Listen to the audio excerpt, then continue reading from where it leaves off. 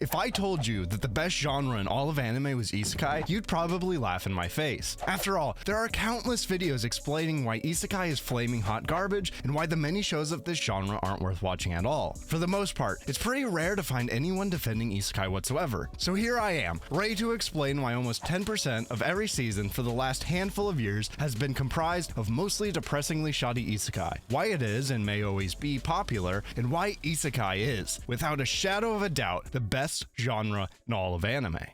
Now, I understand that making the claim of Isekai being the best genre in anime is sort of unfathomable to most seasoned anime fans, so let me explain with some philosophy.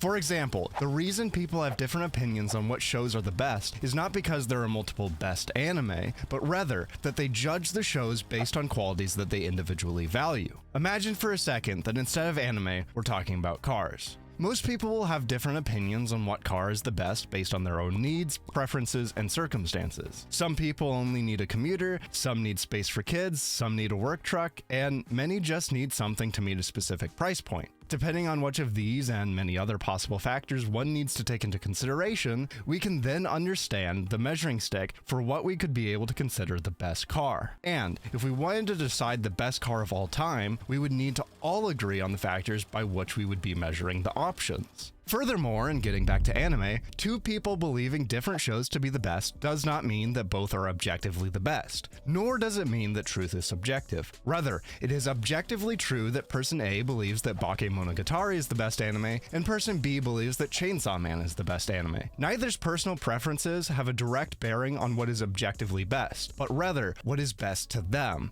And as such, we need to clarify what makes something quote good before we can objectively make any assertion as to what the best genre in anime may truly be. So, how in the hell do we figure out the factors we should use to objectively measure something? One of the best ways to understand if something is good or bad is within the idea of Aristotle's function theory. Aristotle, in hopes he could find the purpose and eventually the meaning of human life, used the concept of function, also known as ergon, to attempt understanding what makes us who we are. Aristotle reasoned that everything, animate or not, had a unique function. For example, the function of a good knife is to cut, and for a knife to be considered good, it needed to be sharp, so it could cut well. And with this line of reasoning, Aristotle came to the conclusion that the unique function of humans is rational activity, specifically the ability to think and act analytically and logically.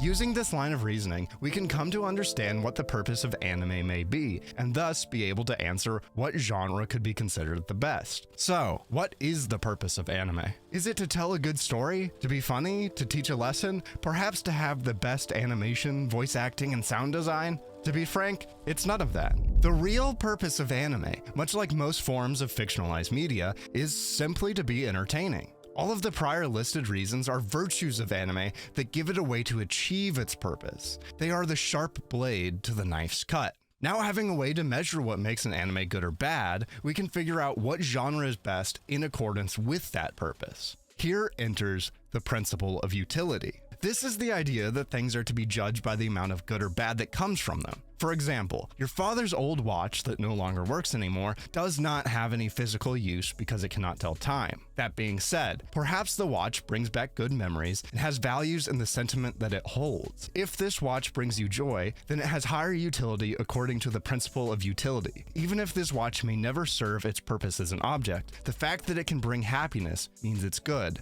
And this good can then be compared to the good of another object. Anime is something that is designed to be enjoyed, and many people have many different ways to enjoy such anime. One person might enjoy romance, one might like slice of life, one may love action, and some poor bastards, like myself, spend their time enjoying Isekai. Now, if we can define what makes a show good or bad as being the amount of entertainment one can receive from it, it might be possible to declare Isekai the best genre in all of anime.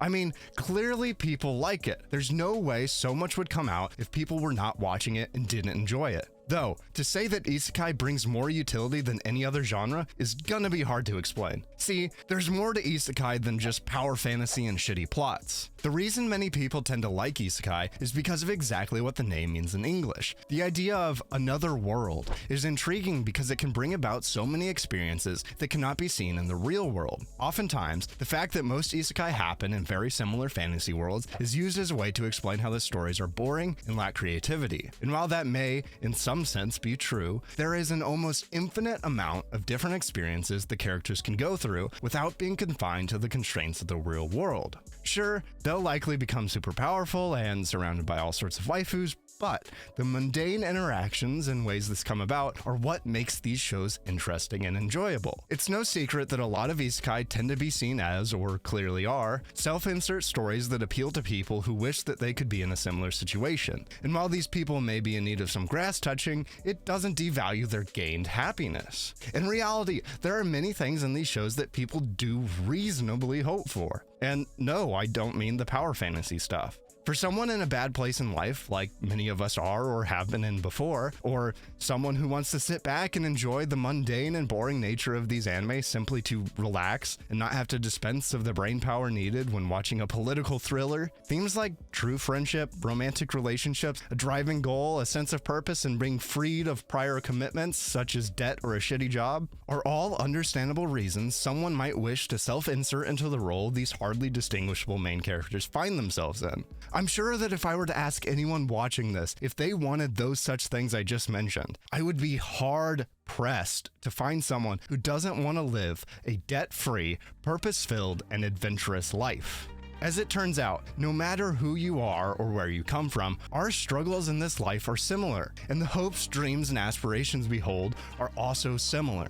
What many isekai do is let you experience the things that we often tend to think make life good, oftentimes without a heavy plot hanging over your head. Sure, one could love a suspenseful mystery show or a show that could kill off any character at any given moment, but those aren't the shows that many care to watch after a long, hard day. Many would much rather relax and enjoy a simple show with no strings pulling them around and filling them with different emotions. Simply self-inserting and getting to feel a breath of new and fun experiences without much, if any, consequences can be refreshing and relieve some of the stress caused by daily life. And as the rates of stress and depression have been rising and continue to rise, we more and more understand the tribulations that life tends to bring along with itself. It seems to me that while more and more people find themselves trapped by their daily lives, those same people turn to something that can help fill that void. Some good, anime, socializing, and getting outdoors, and some bad, drinking, drug use, and the formation of antisocial behavior. Despite isekai not necessarily being the highest quality form of anime, it's nice to see people being able to seek comfort in something that's not self-damaging. And if we do define anime as something that brings about the most happiness, then I think it can stand up to reason that isekai does its part in helping people to live much happier lives. In a way, I would compare isekai to Dad's Watch I mentioned earlier. Perhaps it isn't the most impressive form of anime, seeing as isekai tend to not be phenomenal shows, but perhaps it has the highest utility because of the amount of happiness it can bring about from people being able to just simply enjoy it despite the perceived lower level of quality. Perhaps you've already heard the popular quote, "Most men lead lives of quiet desperation." This quote from Henry David Thoreau seems to ring surprisingly true. If you've ever worked a shitty job, blue collar or not, you've likely met many people like this. It's an unfortunate truth of the world that we live in that everyone will experience suffering.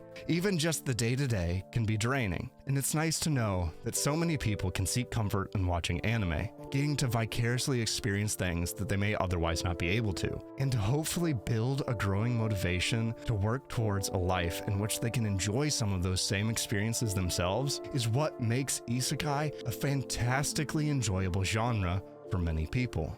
It's because of the use case and the massive amount of people that are watching them that makes isekai the genre of anime that can bring about the most entertainment value and thus fulfill the purpose of anime above the likes of all other genres. This, in turn, is why isekai is, in fact, the best genre in all of anime.